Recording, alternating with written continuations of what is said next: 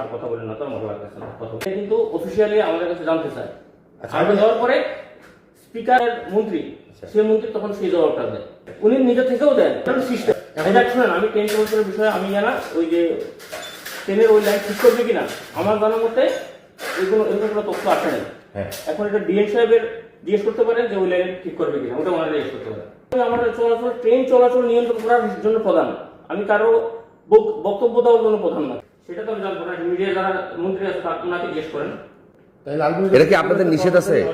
সেক্ষেত্রে আমরা নিষেধ আছে যে কোনো সময় যে কোনো সাক্ষাৎকার দেওয়া যাবে না নিষেধ আছে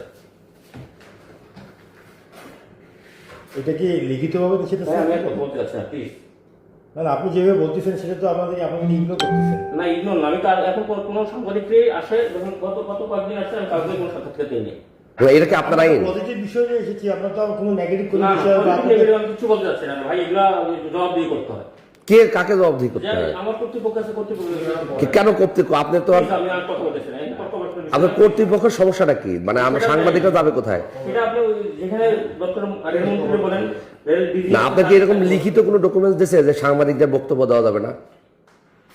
আমি এখন কথা বলবো না মানে একজন কর্মচারী যদি আপনার অনিয়ম করে সেক্ষেত্রে যদি জানতে চাই কার কাছে যাবো এসে সেটা সংশ্লিষ্ট ডিপার্টমেন্টে আপনি তো প্রধান না আমি প্রধান না মানে আমি বড় অফিসারদের প্রধান আমি সব কর্মচারীদের দেখবো না ওর কর্মচারীদের জন্য যার যার ডিপার্টমেন্টের প্রধান আছে বিভাগীয় তো আপনি